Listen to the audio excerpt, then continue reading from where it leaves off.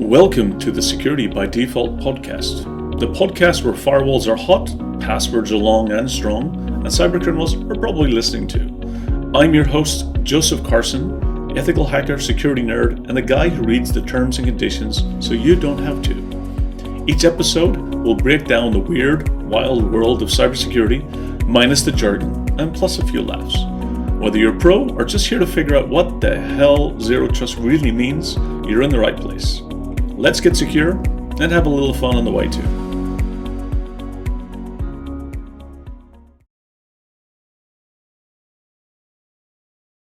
Hi everyone, welcome back to another episode of the Security by Default podcast. I'm the host of the show, Joe Carson. It's a pleasure to have you all back and listening to another excellent, exciting episode.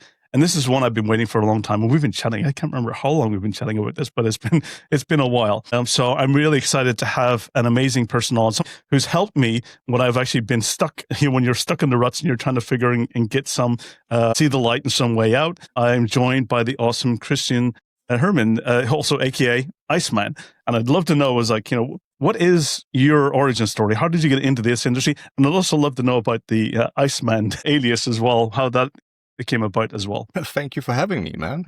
Like you said, it's been a long time in the making. But yeah, we met, was it last year at B-Sides Tallinn? B-Sides Tallinn, absolutely. A little bit before that, we bumped into each other during DEF CON as well. DEF CON as well, yeah. It's hard to remember all the faces, but I remember when we sat in Tallinn and, you had a cute little dog with you. Oh, my little poodle. My poodle, she's somewhere around here. I think she's underneath. Love that dog. So I'm Iceman. And I do RFID hacking. That's what I do. And I usually is very, very intimately connected with a device called a Proxmark 3. Mm-hmm. And let's see, if I can rewind back to myself now. Let's see, how did this all started? It started way back. It's like a decade. Somewhere around 2011, I got divorced. And it was crap. I think it was the darkest time in my life. And I can only describe a couple of months there as black. That's all I remember. Mm-hmm. And I decided one of the process steps in your life to, is to lift yourself up again, bootstrap you over again. And I was like, so what do you like, Christian? What do you like to do in your life? And I was like, I love computers. Mm-hmm. I really love it. I've been doing computers since I was 7. I hacked every computer board I ever touched. I always find it tremendously fun. Like, I know 8 or 12 different software programming languages, which I taught myself all over years, right? I just love it. It's the whole mystery of computers. Like, whoo, interesting. It's like looking at things, it's triggers. I just find it tremendously fun, right? So during this time of sorrow and blackness, I didn't find anything fun, not even computers, because I made, when I was living together and getting kids and getting divorced, you made working with computers as your job. And that kind of takes away the fun part of the job, it becomes job. And it slowly kills the joy you have for something if you keep on doing things for money. But I was like coming back to myself and I was like, I need to do something for myself. It's like, I spend something on me. And I'm like, there was an article in another town on the other side of Sweden that they were talking hacker space in Umeå, and they were making fuzz and making articles in newspapers about how they hacked the local bus transportation ticket system. And they used a device called Proxmark 3 and talked about that. And I think RFIDs, that's kind of interesting. I felt curiosity. It's like, how does it work? Be honest. You take a card. I'm going to take just one because I have tons of them here, FCC. You take one of these cards. You have a lot of those cards. I have loads of those cards. And you put it to a reader and something happens. And I'm like, how on earth does this work? Adam Laurie says it's best, like magic moonbeams. I want to know more. So that sparked a little bit of interest. Turns out that the same bus transport system that they had up in that town, they have it here in my town. I live on the upside of Sweden. And I was like, maybe I should do something naughty. Maybe I should go and get myself a hacker tool. I never spend money on myself, right? So like a Proxmark 3. So I go type in on the AliExpress or Google or whatever you did back then, and it comes up this device that says Proxmark 3. It's $330. this thing. Yeah. And I was like, ooh, that's a lot of money, but I'm going to spend it for me, right? So type it in and you're all excited, that little rush when you get from that. And then you forget about it because nothing happens, right? It's like you don't get it the next day. It takes some weeks, sometimes even months, depending on where it's coming from. It takes some weeks. But then you get this notice saying that you got a package to, pick up, and you go and pick it up and go like, oh, you're all giggling, excited, and you feel happy, enjoying it. You open it up, like a little boy, and you open it up, and it's a circuit board and 2 antennas. And I'm like, now what? I thought I would get a device. There's always fun when you do order something and you see the finalized, the view, the picture that looks, it's all completed. And then when you get something in the post, it's like, it's the parts and you have to get into actually building it yourself. Yeah, exactly. Whole different thought process. I've done a lot of software development, right? So I was like, embedded? I've never done that. So I started and I was like, I'm going to go this. And I was on the Proxmark forums and I started asking questions. And because I ask questions, that's how I do things. I have no problem being wrong. I have no problem of being fault and asking questions to correct myself, to learn more and getting hinters. So I did that. And I was like, I'm going to do this. And I'm going like, do you have Linux? Oh, I'm going to use Ming here. All right. You're originally a Windows developer, a driver. Yeah, for sure. .NET developer, right? Oh yeah, I'm like an enterprise architect design. I got my wall of shame up here. I can see it here on your image now, but yeah, that's my .NET framework. Yeah. The highest one, but nobody ever asked about. And sorry for all your listeners who only listen in anyway. So I was like, I'm gonna do this, yay! And I kind of failed. Nothing worked. So I asked questions more. What doesn't work? And I go like, have you followed the guide? It's like, I don't need a guide. I should be able to. I'm a developer. I've done this computers for ages. So I failed. And I got very disappointed after 2 weeks that I did. And, it's like, fuck it. So you put it all back in the box. I put it up there in the corner here. You can see it again. But I have a shelf up there. So I put it there. And then it was like a hat. It was like a cat has this hate and love relationship with you. It's looking down and you're looking up and it reminds you about your failure. And it's like, it's like, it reminds you about the money you spent on it. It reminds you about how bad you are. And you felt bad as I was, this was supposed to be something funny for me, to be exciting. It made me happy again. It's a bit of a hobby that you wanted to kind of, get the enjoyment back. Because as you said, in this industry, I have the same challenge, is that it's my hobby, it's my fun, it's my passion. But then when that line of job overtakes it and becomes dominant, and you start doing more of the things you don't enjoy, and you're trying to find that balance back, and you're always looking for, I think for me, I'm always looking for toys. What can I do that will bring that passion back again, that will get me excited? Well, you've got kids as well, don't you? Right? Yeah, absolutely. Yeah. Family life takes tremendous amount of time. It does take a lot of that time, yes. Right? You don't get free time for yourself. So I got 2 kids, doing that, raising the kids as a single father, then it was rough. It's less time, and I run my own company as a software developer.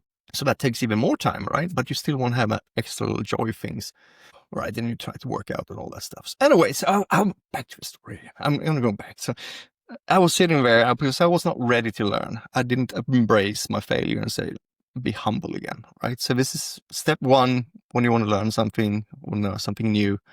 Accept that you're not good at it. Become humble. It's like, it's okay not to know. It is. So after 6 months, I was ready. I took it again. And I spent so much money that I talked to myself, I'm going to open up, I'm going to do one more try. And if it doesn't work, then fine, I'm going to accept failure. So I put it up and I was like, everybody talks about a guide. I find the guide, step 1, and it compiled. Step 2, flashing. I can never flash an embedded device. I don't know if you've done that before. That's kind of scary. It is scary because when it goes wrong, it goes horrible wrong. I have no idea what I'm doing, but it worked. Have a good day. Okay, great. And now I memorized all the steps because now I have done all that research. Now I'm typing in the Proxmark and on the comport, and the Proxmark client comes up, and I'm, yes, the excitement. And I run out to a desk and get my transport card that I had, run out, smack it on the antenna, and I type in HFMF. What side was it? And I press enter, and I knew it comes up this text. Executing dark side attack. Average runtime, 25 seconds. And at 27 seconds, the key comes up, and I'm like, that dopamine rush of cracking the first key. And the rest is history. That's why I'm here. That rush got you excited that it turned into a career. Oh, obsession. Yeah, it was like that. So so that started asking questions, and then I started doing more stuff, and that's how I come intimately connected with the Proxmark. Yeah. Oh, fantastic! Like, I also, kind of always brings me back to the time. I think it was around 2014 that I was doing. It was actually master's students for cybersecurity in Estonia, and it was I was basically helping out at the university doing some courses and workshops and stuff. And I was asked by the dean, who was would I be interested in mentoring some of the students for their thesis? And I thought, oh, this is interesting. So I was like, sure, absolutely. So I ended up getting paired up with this former Colombian Air Force pilot. One of the most unusual pairings. And that pairing was a change. It was a whole change of my career. I mean, these are the moments where you think that I'm helping someone, but in turn, they're actually helping me. They're giving me new ideas. And ultimately, the person's thesis was actually on drone hacking. Wow. So that was what the thesis was about, was taking drones and understanding about the risk profile of different drones, from ultimately understanding about the power, the power need for the antenna, and also the signal and the energy usage. So all of that to determine for different types of drones how much power you needed and what type of antenna you needed to be able to hack in or take over the drone itself. So you were into drone hacking way back in 2014. 2014. Before the wars in Ukraine. Wow. So, and for me, that was interesting.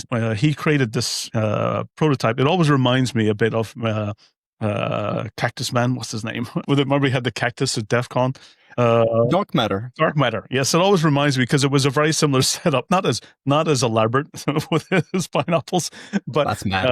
But it was a mini version of it. And so this master student was doing the whole thesis. I was mentoring and we helping him from basically doing the risk mapping side of things, and we were helping formatting and with the research side of things. And it got really interesting because then at one point in time he had created this device which was actually used in order to analyze signals from drones. So from basically the control pad to the actually receiver on the drone itself. And it turned into that basically it was Raspberry Pis with a couple of SDR antennas set up on it, so that was used, and then also a car battery to power it. And then ultimately from that, he decided we actually repurposed it. I had a pen test engagement in Belgium for a transportation maritime agency. And we decided, okay, let's take the device that he had created for drone hacking and modify it slightly in order to then pick up other types of signals. And then we kind of broadened the range to looking at things like RFID door signals, to Bluetooth, to Wi-Fi. So we expanded the whole setup. And that for me got me really interested. And so I ended up as like, okay, I ended up deciding I need to get myself some of these toys. So I looked and started with a Proxmark. And I felt really bad. I think similar to you, I think it was maybe about a month after I got it, and I'd already done my first, basically cracking the keys in some cards. And I think I made a mess up because I ended up having a mismatch between versions on the client and the COM on the version on the Proxmark. And when I end up doing the connection and doing the update, it bricked it. I was so devastated.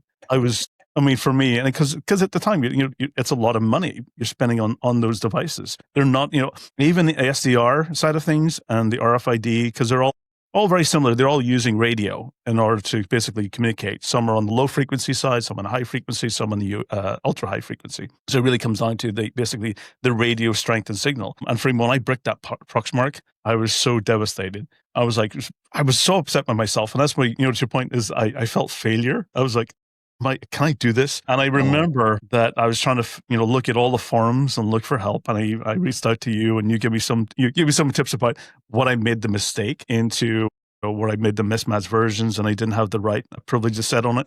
And I was like, okay, so how do I go through? And there was literally no proper documentation how to unbrick it. There was nothing. It was like there was spattered pieces all over. Yeah. If you get this far, then you can do this. But like there was no central way. I ended up creating one myself. And I found, so I pulled out I had a bunch of bus Bus Blaster and Bus Pirate sitting on my shelf that I'd done before for doing some kind of, just basically just reading firmware and stuff from chips. And I thought, okay, all of this points me that I need to pull out my old dusty Bus Pirate. I was like, okay, here we go. And then having to then compile the firmware, and then also having to use the Bus Pirate in order to connect to the JTAG, and then also to hit the pin 55. I always remember pin 55. You had one of those Proxmark Easies. That was the easy one at the time as well. Yeah. But I also had the Proxmark RDV4. I didn't have to do that, but the easy, you actually had to reset the chip on pin 55, and that was just and to your point, I think when I all of a sudden got it flashed and got it working afterwards, the joy, yeah. And the excitement, it was like, oh, I did it. I can do things. It's like when you swap the tires for the first time. I think it is. It's when you're able to actually do something that other people might say is like, oh, that's like quite easy to do. But once you do it yourself, you feel empowered. You feel like, superpowers have just went through you. Yes. And I think it's exactly what you said. It was no documentation. It was a scatter all over the internet, right? And it was so hard to find things, or it was like come together. So the Proxmark forum was the center point of information where you can actually talk about things. But it was a kind of strange attitude there. It's like, it's like keeping things to itself, But OGs there were really hard to get into this, you were new, so you weren't allowed to know things. I remember just to get to know people, they have to prove that you have access to a key. So there was the iClass PicoPass key that everybody has today. That one, so he encrypted his email with that key, and then I have to decrypt it to prove that I had it in order to email him. And I'm like, yeah, back in the days, it was a little bit harder to get in touch with people. It was, and I only knew people through their alias names as well, because I didn't know who they were. I still do that. I don't know any. So, but it set off a passion for me as well. I think I went down the path. I've spent tons of money on Easies, Chameleons, Proxmarks, antennas, flippers. I mean, I think I have pretty much most of the Chameleon versions that's out there. And, just curious about the differences between each of them, what the capabilities are, the portability, what types of keys can you basically crack as well. You need to know that as well, because you are into that sector of red teaming and pen testing as well. And then you need to know what kind of tools are out there and the capabilities. So you need to buy all that shit. Yeah. So to say. And you need to understand it to a certain technical level, not just reading an overview and think that you can get by with it. Because you have touched the Proxmark, you know how fiddly it could be. Even if a flipper is very easy to handle with its, buttons and menus, it doesn't mean that you understand what you're doing.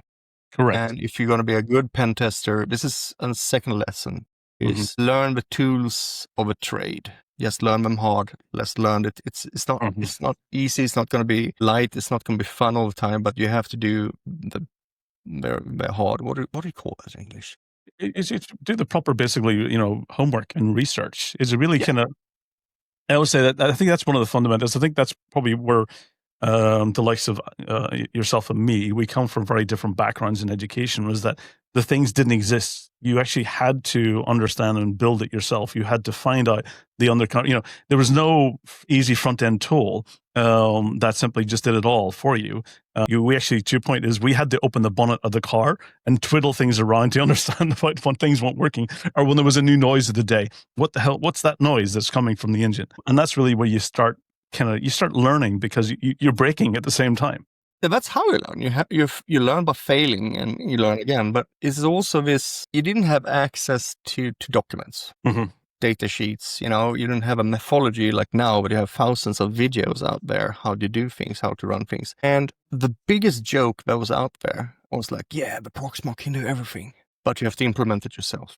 Yes. And that was the joke. And I never understand that as a joke until you got really into it and realized, holy crap, yes, it's possible for this device to do it. But you have to do it. Here's open source. And that's what's the biggest change happens somewhere when you start, okay, well, software I know. This is my home job, I can do this. So I'm going to do this. C, but no problem. So I have to learn that and start doing things, So everything you see today, you have to realize all RFID hacking tools that you have access today, all the information and knowledge and hacks comes down to 2 projects. One is libNFC and the other one is Proxmark 3. Those are the 2 fundamentals, right? Everything builds upon what's released as open source there. And if it wasn't for open source, you wouldn't have had any of this easeability or ease of access or ease of use like you see today. And people go like, oh yeah, it's easy and stuff. No, it was hard-earned sweat who made that happen, right? Yes, it was because of other people who made the foundation, made it easier for everyone else because they did the hard work at the beginning. So tell me more about when you got more involved, you started working on the Proxmark forums and then started doing your own builds as well. Kind of what was the steps in that and how did that get started? It was just fluke, I guess. I think I just inspire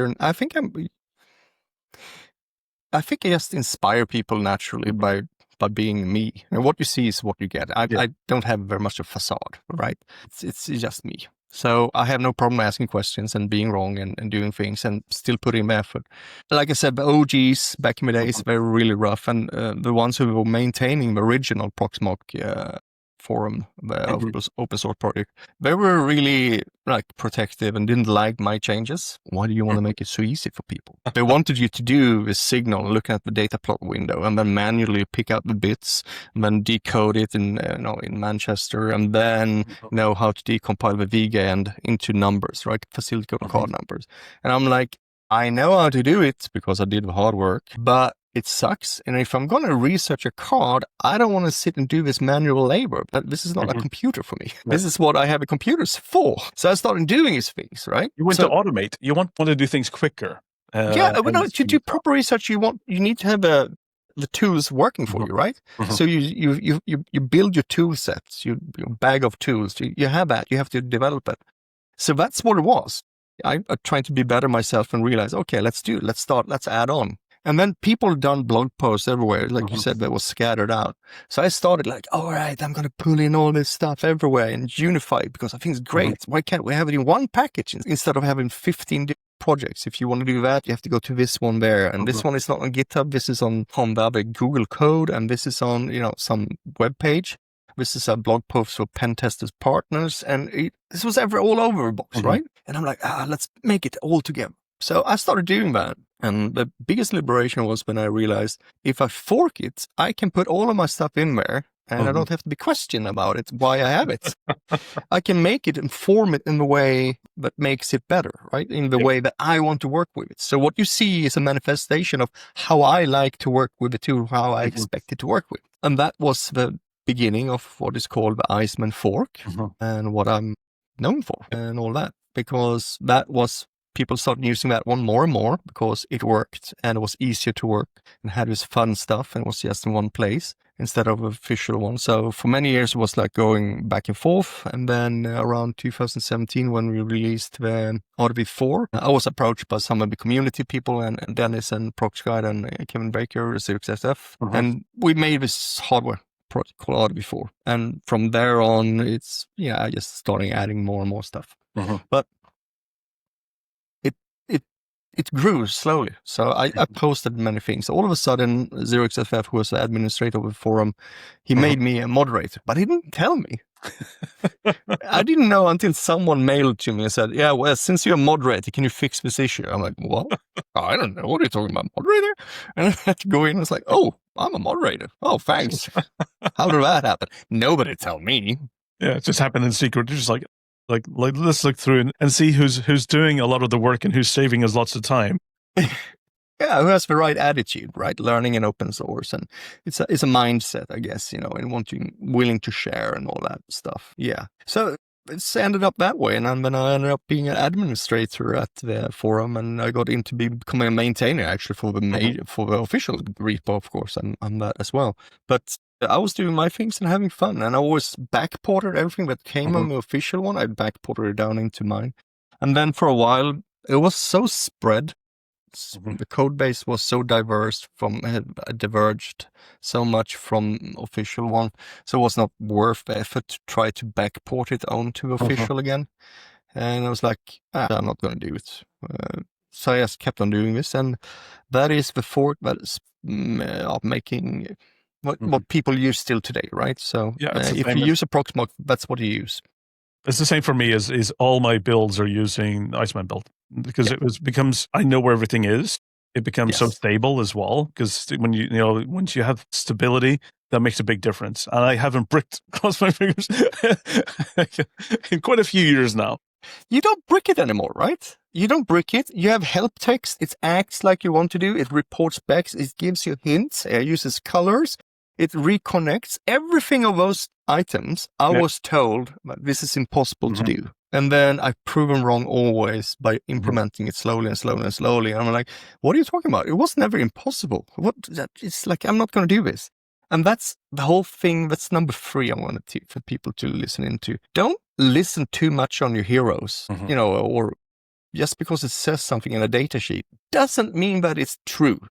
You know, that's the backtech. You know, that's how we hack things. You know, the data sheet still looks at documentation, and then you just do your own fucking thing with it, with fuzzing, and you try new things and whatever, and all of a sudden you end up doing weird, crazy shit that was not possible before, and voila, you're a hacker. Absolutely. I mean, I think also it was a big change as well. I mean, you look at even the last 10 years, lots of, you know, once the technology has advanced so much, it's used on almost everything today, from like packaging in shops, basically, to my, you know, 3D printer has RFID tags to determine basically what's the filament in the actually in the printer itself. Everything today is expanded just from years ago, what was basically the key card to get on a bus or to get on a train or to open your front door, where it was more about access controls then, to now it's more about data sharing and sensors and everything else. So it has expanded quite a lot. And I think some of the foundational work that you've done also brought a lot more people into the interest at the same time the technology is kind of getting more broadly used everywhere. That at the same time, you have a lot more people coming in with diversity and different backgrounds and different skill sets, and then expanding it even further into newer ideas and newer devices. So I do think, you know, a lot of the work that you did was pinnacle into one is also bringing a broader community into it as well, and more ideas and more basically sharing and knowledge. I think one of the best things also for me was when the forum moved to Discord. Yeah, I like Discord now. Yeah, or it used to be in, you know, it was a little bit kind of in GitHub, and then we had it was what was the forum, yeah, the forum. One of those, it was almost static. No one was interacting and communicating, and it wasn't in real time. You know, you'd be looking at posts that got really dated, and then the GitHub was pretty. I mean, it was pretty good, well structured. I have to say, it was well structured and it was good. But then also you could sometimes get lost between pages. You know, if you weren't backlinked properly, and Discord kind of. I think that made it for me was the difference where that's when it brought me into the community and to know other people much better and to interact and even be able to chat properly. So that definitely moving to Discord for the community was a game changer. I think in the whole time. I think that was maybe 6 years ago now. It was 2020. 2020. Just around before COVID hit, just around there, it was people like the kids, my kids at home were using Discord, and and a lot of people was asking, why don't you exist on Discord? I'm like, I don't want to be on any damn kid's place, you know, like, and then like everybody was on. It's like, what? Yes, that's exactly. Well, I don't want to be on Snapchat. So, hard to figure it out. We got a forum. And then I realized, like you said, it was static and people was not interacting in the same way. And then I tried Discord because I tried Slack. I was on some interesting RFID hacking Slacks, to lives, and that was nice. But I dislike Slack. It's it's like Teams and whatever. You know, I don't like it. Right? And we tried Discord, and that was so simple. You just set it up. It was for free, and you can have video calls in it. Yeah, audio calls, chats, calls, photos, share. It's like, oh, this is perfect, actually. Yeah, and roles, you can get that, you know, and you can just do this. And it's like, the searching is pretty good now as well. So that's one thing for me is that when I got in Slack searching history, it was also one of the problems as well. I do a lot of my documentation in OneNote, and OneNote searching was horrible, you know, when you did any special characters. Now that all of that was fixed, and also in Discord as well, and now I can go back and look search easier for things that, you know, I couldn't find or remember, or this piece of documentation, or somebody mentioned something about a key maybe 6 months or a year ago, the search is so much better and so much easier to go through. Oh yeah, that really helps. But there's so many people, the young ones today, they really don't like searching. They ask the question again and again and again. And the AI slop, God. Well, I don't know English, so I use AI to translate. Yeah, I can tell. Yes, of course, sir, I can do that. And then it comes with text. I'm like, no. It's like, oh. I don't know if it's lazy or if it's just their way of solving a problem that they think that they're doing it fast. I think the problem, I think one of the things is that they might, as technology and everything changes so fast today, they think sometimes maybe that something 3 months ago is not valid anymore. So I think just the evolution of change, maybe they're just looking for the latest and greatest, or maybe the updated information. But I'm from a world where things of 5 years ago still work today, so, and they're still valid. That's the funniest thing, actually. We spend a lot of time with the Proxmark source code, so you can actually use it on the 2011 models, like that back in the day, original ones. You can actually just put this source code, you compile for 256 flash memory, and it will work today. I mean, I jokingly say it, yes. How about that for sustainability, right? Backwards compatibility, making sure old devices are still actually operational and valid. I mean, I'm still using everything I purchased even back in 2014, 2015, still works today. I do move to the Mini and the Comedian still just from mobility perspective, but the Proxmark, if I need something more complicated or more cracking or more power. But it really comes down to the kind of, I guess, the mobility side of things that you're looking for, moving around. Well, we were talking about you doing pen tests and red teams and being aware about things, right? Knowing your tools. Another side of that is that you also need to know that the apps that you're using, you have to remember that the Flipper and Flipper app is developed by a Russian company, right? Pavel and Anna. Pavel and Anna, exactly. No shade on them, but it is what it is. The same goes for, where does your files go when you upload things? Same goes for the Chameleon. That's developed by a Chinese group, right? So when you do things and say, we're going to use this tool in a pen test, you better you better know that the app you're using to control those and to the offline cracking part, or when people take a cloner that has online capabilities, same problem there. You take it up and you have to realize you have to do your research and understand, does this phone home or not? Because in the worst case, this device or this app we're using to talk to the device with will send that credential data for cracking in a place most likely where you not want your customer's data to be in. Absolutely. I think most of them are benign in the, when looking at it and use open source and all that stuff. But with that said, it's you who has to inform your customers which tools you use and what the downside with it.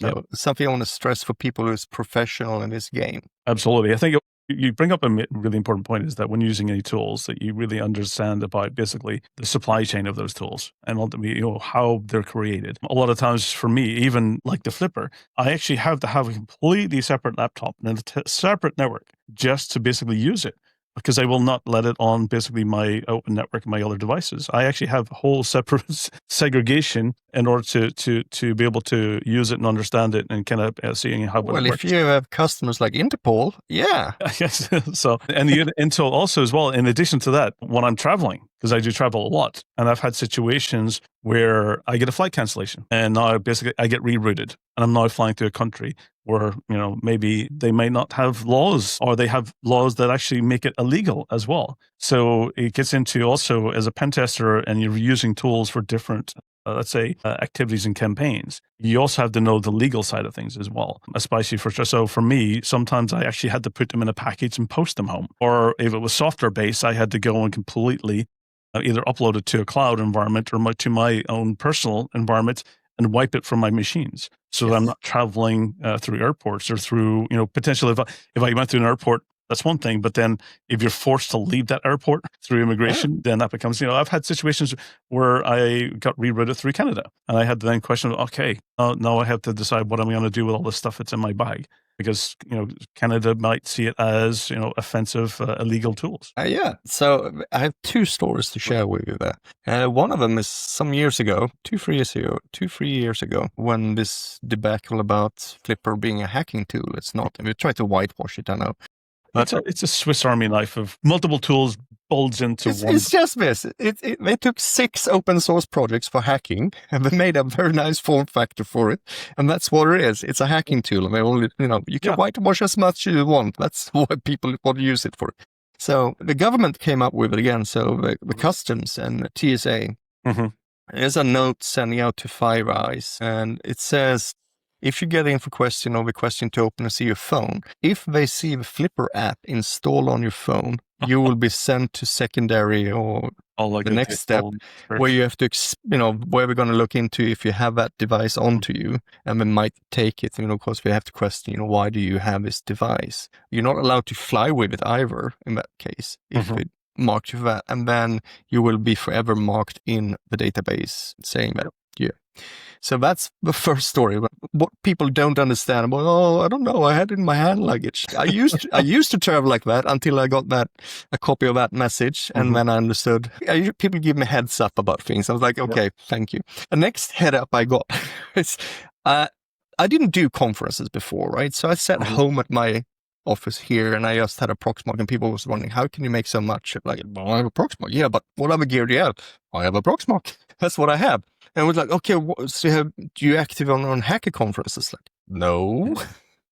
So I was like, maybe I should go out to a hacker conference. So I started going to hacker conferences and meeting hackers. What was your first one? What was the first, let's say, hacker conference you went to? Oh, wow. That was just when we dropped the RFID and we went to Black Alps in Switzerland.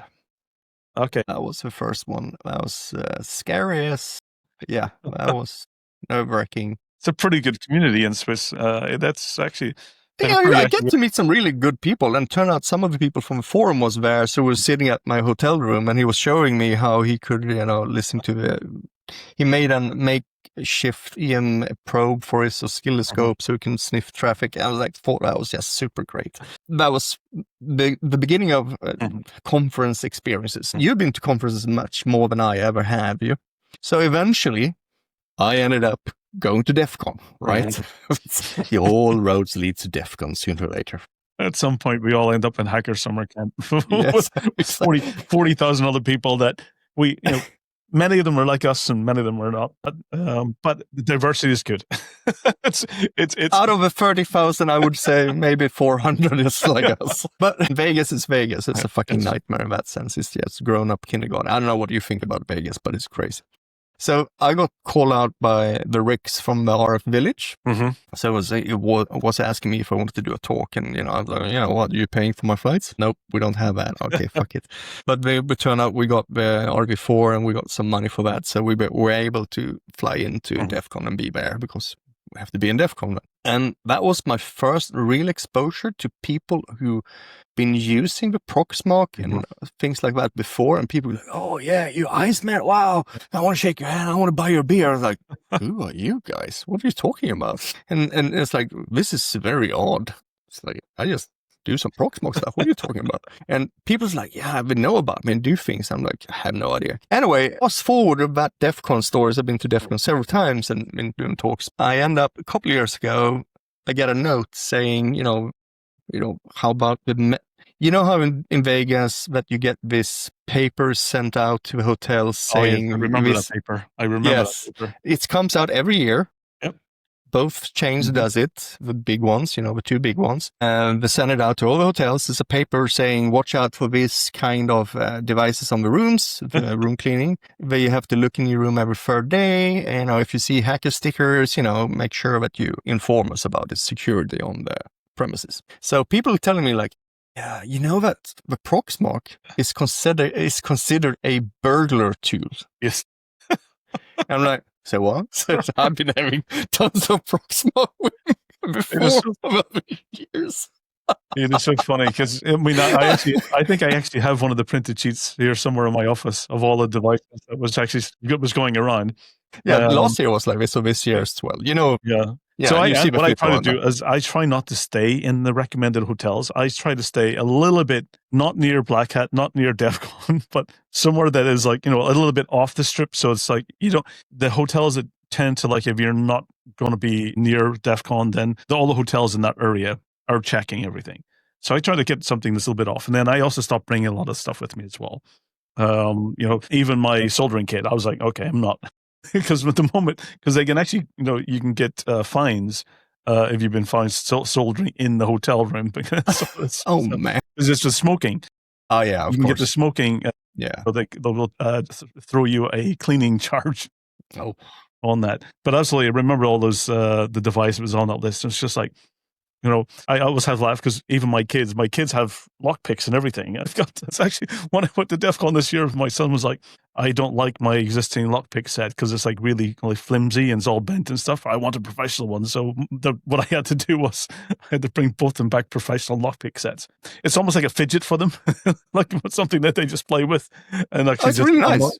It started with my son was coming to the office and he was wanting to play PlayStation all the time. I was like, no, you have to do something productive. I put the controller in a box and put a padlock on it and said, okay, if you can get the controller out of the box, you can play PlayStation. And he got really good at picking the lock. And then he moved on to hack the box from that and bug bounties and everything else afterwards. They love getting into a lot of the tools and toys and the Proxmark side of things. So me and my sons, we've actually built one using Arduino. Wow. From that side, so we can really kind of getting into the manual side of things. But you're right, is that these, like all tools, they can be misinterpreted for anything. A hammer can be a burglar tool, a crowbar a burglar tool, but it's not the only purpose of it. They can be used. For me, what I use a Proxmark for is to clone and copy cards, so I don't have to pay ridiculous fees for the office rental company where they'll charge you if I want a second key from my office.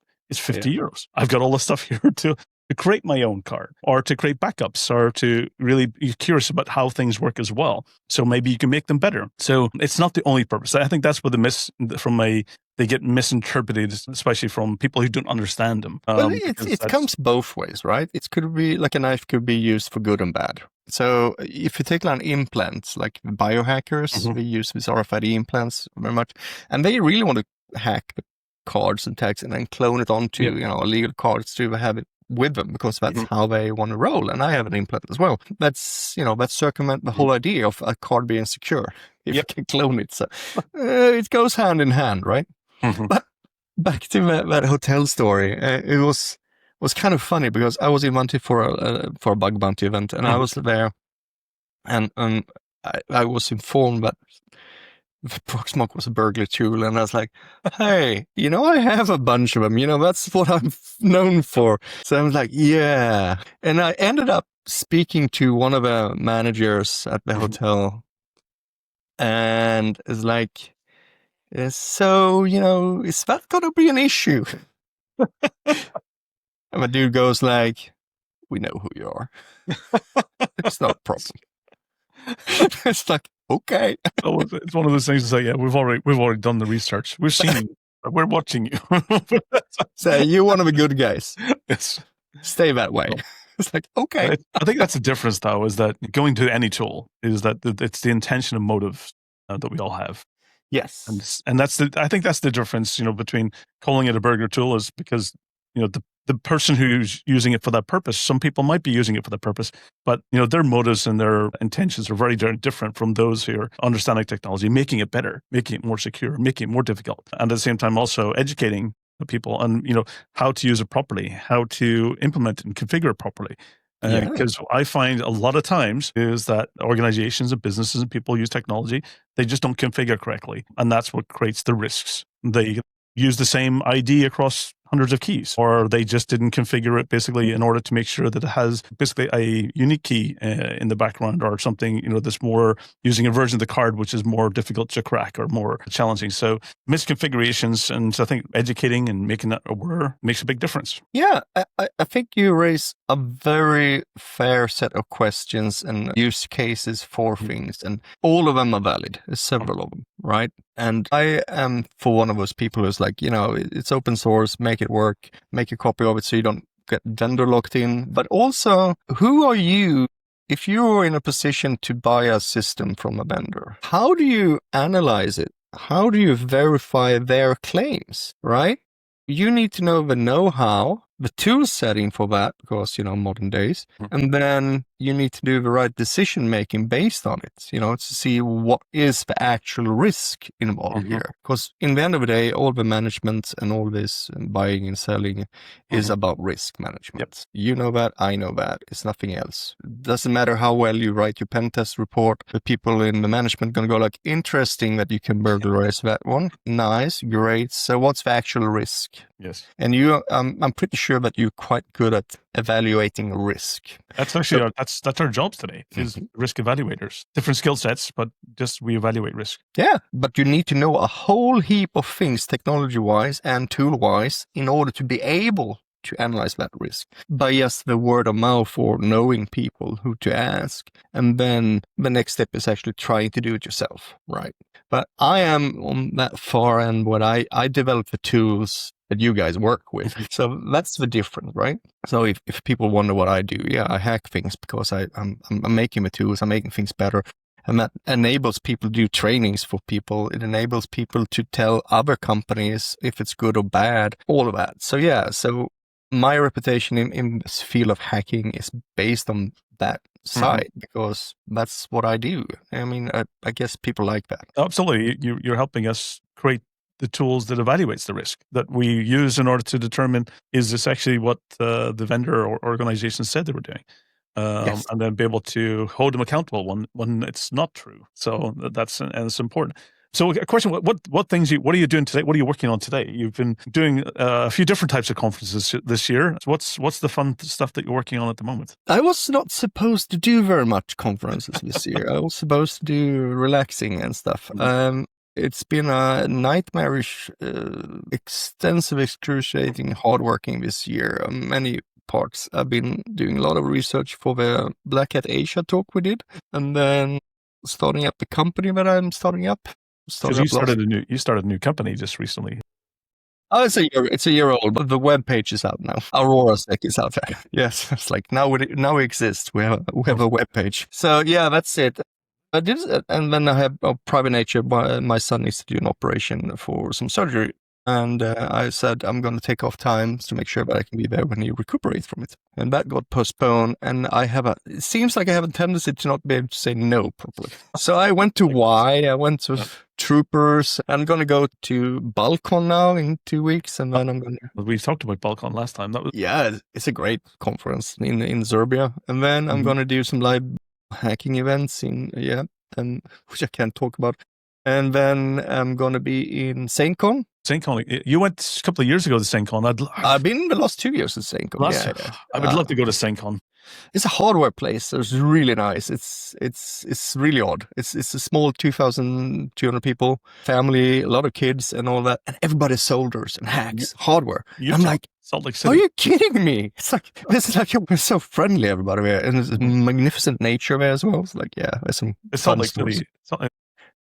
South of it. Yeah, Salt Lake City is there. So the conference is in Provo.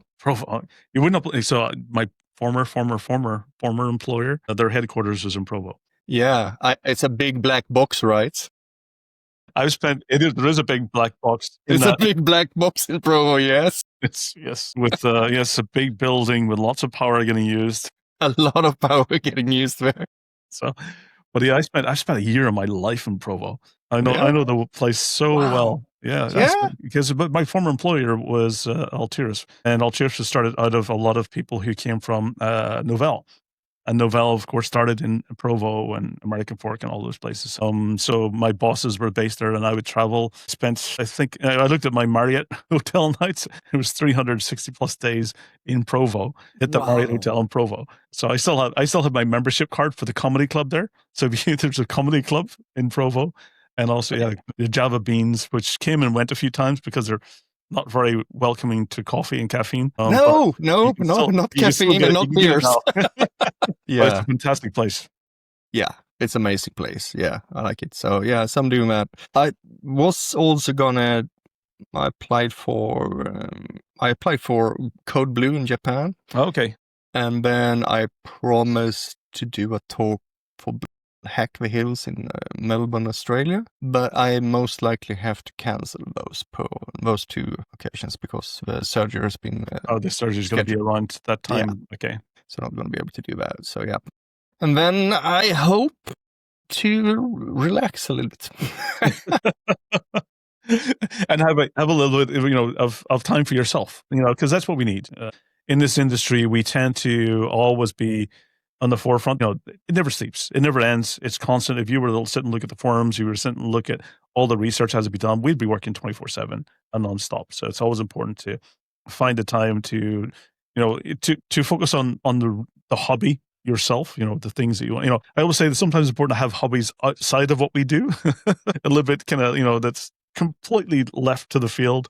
In order to really sometimes take the mind off things. Someone told me at the Y camp now, the real summer hacker camp. So we said it's like you're having real tense in Europe, and instead of Vegas, but someone tell me that, well, Iceman, you always go to the conferences nowadays. You're like a conference junkie. It's like, well, it's kind of fun to go to conference. I get to hang out with Hacker Fam. I get to hang out with great people. I mean, end of the story. Talking to great people makes yourself feel so good about things, what you do, and you can share knowledge, and you just think, and you have fun, and they are people who understand your motivations, right? They because they're the same, similar. Yes. Right. So we all have a passion for something, right? So sometimes I'm like, and if I do a talk usually because they pay for me to get there. So it's not bad. So it almost becomes like my holiday in one way. But I also need to not do anything, and when I do that, I prefer to lay on a beach and do absolutely nothing, and I don't even have a computer with me. And sometimes you could even have a physical book. Yeah. Proper book, or just music. Oh, music is good, yeah. What do you listen to? For me, I'm a big Blink 182, Blur. Old school Nirvana. So I'm pretty much a kid of my kind of childhood was more 80s, early 90s rock alternative. So I have my old playlist that I pull up once in a while from 90s early rock. That's great music from them. Oh, this is really good. Red Hot Chili Peppers. Yeah, Red Hot Chili Peppers. Yeah. So even more, I do like Imagine Dragons, Mumford & Sons. I'm going to One Republic concert soon. That's one of the next ones. So I do like, it's a little different. It's more kind of, pop type of, alternative, but it's good. That's some of the things. It brings you joy. I listen to a lot of music in that sense, because I want to be in the zone, and that feels great to be in the zone. It's a hard concept to explain to people who don't do software development, but zone is a special place, what we love. The zone is the place. When I'm writing, when I'm doing the kind of, after I've done the research, I need to get it out of my head. Yeah. I put some, usually it's either kind of electro music, something. No lyrics. No lyrics, just beats. So, and even sometimes even go into some of the, the good old DEF CON media library as well. Oh yeah, Soma guys, Kampf, he does this DJ thing at SceneCon, all that stuff. So that's great. So he, it's like, come listen to Soma. It's like, okay, so tune in there. Absolutely. I have another friend who does that. That was this spring. I was like, yeah, God, I feel weird and worn out. And he was like, when I do that, I listen to music. Yeah, I like progressive trance when I do this. And he was like, I got you covered, man. So he keeps on sending me this playlist, and I'm like, here's some good beats for you. You're gonna have to share. Great. You're gonna have to share it. Well, let's add it to the show notes. You have to share it with me. So because that's something. I do enjoy a good playlist. Even for me, when I go on snowboarding, I need to have something. I've got my helmet on. I've got my speakers in the helmet, and I'm just on the hill. I'm just like, okay, it's just no me. mountains in Estonia. There's no mountains in Estonia, but I have to go to Finland or Sweden. So next year's a Finland trip to get some good hills. Are you going to go to Disobey? I've been talking with you. Yes, I'm going to do some missions because the call for papers open at the moment, and I do plan to go to Disobey. That is the plan. Cool. I might give a training workshop there. So yeah. What is it going to be about? It's going to be basically probably hacking gamification, how to get started, how to take notes, how to improve your skills, how to find the right people to help you. So getting into the gamification side in order to improve your skills. Cool. It's a lot of gamification, isn't it? There's a lot of gamification. So for me, I run the community for the Baltics in Finland for Hack the Box. So every now and again, I'll do some type of live walkthroughs, different machines once in a while. Do you do that on stream? Not live on stream, no, because otherwise you'll see me like hitting the table or getting frustrated. Yeah, it's important. I got some feedback about my talks about that, and we go like, yeah, we like that you're genuine. But I also think it's great that you talk about when you fail doing things. Well, that's it. So when I had the conversations with Stoke and John Hammond, and we went through this whole conversation, and we talked about sometimes when we're showing, like one of my favorite conferences that I remember watching, it went online, which was KernelCon. And KernelCon, it was the 1 year where they actually streamed it all live. And they had on Discord, they had the live stream. I think they were doing it on Twitch or something like that. So, and for me, it was one of the best because when they were doing the hacking gamification, that basically John would get a challenge and Joe Grand would also get a challenge. And they didn't know what they were going to get. And when they were going through and they had solved those puzzles and challenges, it really showed you that when you're failing, the failing part of it, it really highlighted that. And for me, that was one of the best. So if you ever get the chance, I'll actually put it in the show notes as well. Go back and look at the KernelCon. I think it was from about 2022, around that time frame. And it was with Joe Grants. There was John Hammond was on. There was Chris, who does the IDA Pro, Gidra, and it was really good. It was really good because it really got to the point. Because sometimes when you do edited videos, you show it all successful, how it should be done. But what you don't tend to show is, this is what I kind of like, is that the failures. Especially when even Ipsek's doing it. I like his style because he also shows, here's the rabbit holes, but you don't get the sense of how deep those rabbit holes are. That's the missing part. And for me, you'll probably see me going deep down a rabbit hole and getting really frustrated. And then my style is like, I know a guy who will go and help me get out of this rabbit hole. So I end up using my connections to help me solve things as well, which is what the real world is. Yeah, but that's how you need to do it, right? So you need to do those things. You need to have connections and people who can help you out and who you can bounce ideas with. So I do have a YouTube channel as well, and I sometimes live stream my failures when I code, and I sit endlessly staring at screens and go like, what am I doing wrong here? And then you figure shit out. 6 hours later. Few moments later. You still haven't moved. You're like... Are you live, Iceman? No. Oh, yeah. That would be classic to really show the full length of stirring at a problem, and then stirring it in a different way. Maybe it's going to change. But it's like that. It's hard to explain the problem-solving process because that's what we're into right now. Yep. How do you overcome problems? And for me, what I remember is a story from The Naked Chef.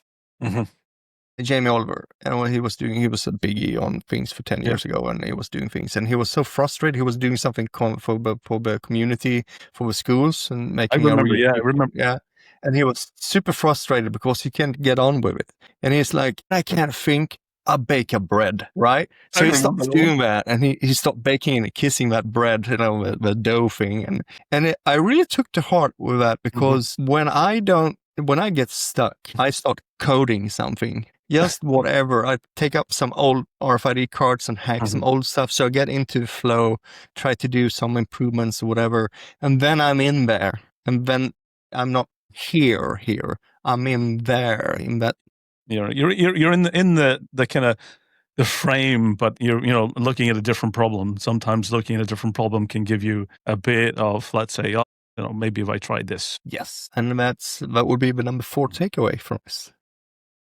So for everyone in the audience, how do you stay up to date? Where's your learning? What types of things? And when you're not, sitting on the beach listening to good music, how can the audience get in contact with you if they have questions? Is the Discord channel the best way? Don't contact me anymore. I'm just joking. No, I'm always reachable in that sense. So Discord is a great place to learn, and to search and look at the pinned messages if you want to get stuck. It's always where I ask questions and the community will answer them, But for me, by now, I'm very blessed. I have a tremendous network of people that I can talk to, chat with, and it keeps on flowing in. I spoke to a guy who's been in a central organization for tools, and he said, when you're at that barnacle of the top part there and the pyramid, everything flows to you. The information always comes to you. So I'm at that point now, but information comes to me more, but I devour internet like X and LinkedIn. Since X, since the whole travesty with X. It was a nice info bubble before, which I like. I remember how it was. You went to X, you had this filtered bubble. It was great. You got all the hacks. You got all the knowledge. You got the things you were interested in. Yes, and you got it smack on. You got it 4 hours later, right? That was yours. That was the best thing. You was always aware. And that spread, right? So that spread out to Mastodon. That spread out to Blue Sky. And also on LinkedIn today, right? People use LinkedIn to say on hacker stuff. I'm like, oh, what the fuck? But there's what it is. It's on Slack. It's on Signal groups. I am in so many Signal groups everywhere, and it's in Discord servers everywhere. It's so spread out. So if you want to have knowledge, just go and join. If you're interested, I say focus on one thing. Focus on a device. Focus on one. If you want to do web hacking, great. Go and start looking for web hacking on YouTube, and you will find tons of great channels. Eric is one of them. Then you have Ben, whatever you want. And Nahemsek. Yeah, Nahemsek. Yeah, exactly. He does great as well. You look at those, and then in the end of the day, you have to start doing physical. You have to open the trunk, right? Fiddle with it. And then you do that, and then maybe you start doing some burp suit or whatever. And you start looking into that, and then you start looking at the issues, and then you start, here's a Discord server that talks about this. And then you have an entry into there, and then you have an interest, you have some knowledge, you ask questions. Never be afraid of asking questions. And if you have an asshole attitude towards you, that's a lousy server, and then you just drop that server because it's not worth your energy. Yeah, that's one of my recommendations. Always never be afraid to ask for help. Yeah, ask for help. Yeah, if you struggle, it's probably even sometimes I've had that failure over the years, is that I try to figure it out myself and myself alone. Like I started off with Proxmark. Same. I started off with the Proxmark. It was like, I can do this. Yeah. And no, I can't. No. At some point I'll fail, but I need to get, how to get back on the road again. And it's the community and not being afraid to go and ask for help that it gets me back on track. And I always regret not doing it earlier, because I think I wasted a lot of time in the past. Yes. I've wasted. I think even when I was doing my OSCP, I wasted too much time doing it solo. Yes, and I realized that yes, I needed help, and I was fortunate enough to find the right people who could point me in the right direction. But I think if I look back, the lesson to my younger self was, don't be afraid to ask for help. It will reduce the waste of time. And a final note on that one, man, is also if you don't know how to involve and get people shy and all that stuff, how hackers are sometimes, not always the social things. Doing a talk is really hard, but involve yourself in a village. So if you go to a DEF CON, which is super expensive, but they have lots of villages, choose one or two, you visit a bunch of them, and then go and you go and ask them, say, hey, can I volunteer? Can I help out? And then it starts rolling, right? You're willing to put in the effort, and then people take, the open arms and just bring you in. Absolutely. And you meet a lot of amazing people at the villages. So smart. And always willing to give back as well. They're always willing to give the time to you. Yes. So question for yourself, any plans to write a book at all, or to take your knowledge that you've got and put it somewhere, which would then, kind of, let's say. I should, right? Shouldn't I? You should. Yes. I think that's what I'm trying to get to, is you should write a book. Maybe I should. I've been bouncing the idea, thinking I need a ghostwriter. I mean, I'm not good at writing it as you are, But it's. I think you've probably taken a lot of documentation. you've taken your notes. It's getting someone to take the. I'm hoping. Looking at GitHub and looking at all the other places, you've done your probably code is your documentation. Taking that and taking a lot of the things you've written, forums and talks. I'm pretty sure you could get a ghostwriter or get a copywriter at least that will take all of that and put it into a format that would be storytelling and educational. Yeah, I think it's a great idea, and I would look into it. I think, and I would ask you for helpers. I'm always willing to help. So, Iceman, it's been fantastic having you on the show. I really always enjoy. It's my favorite part of the week. It honestly is. And I do, miss meeting you up in person. So hopefully we'll be able to catch up at some conference in the near future and have a good couple of drinks. I'm sure my dog, Poodle Summer, Ellie's around here somewhere. I'm sure she misses you as well. So she'll send her thank yous and many thanks for taking the time today. It's been much appreciated. What's the best way? Discord for the audience to connect with you? Discord is the number one place if you want to do. I'm on Twitter. I'm on YouTube. So yeah. Okay. But, and any final words or comments to the audience you'd like to leave them with? Hack the planet, man. Hack it. For me, I have to watch Hackers at least once a year. I'm very thankful for you to interview me and having you on your excellent show. It's always a pleasure speaking to you. I do enjoy you. You're one of those clever people, and you go like, interesting. Thank you.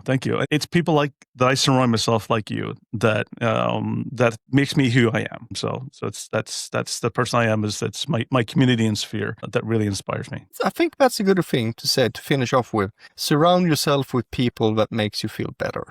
Absolutely, that makes you a better person and makes you enjoy life and have fun. Absolutely. Yeah. So thank you. Thank you. It's been a pleasure as always. So everyone, stay safe, take care. Tune in every 2 weeks for the Security by Default podcast. Until the next time.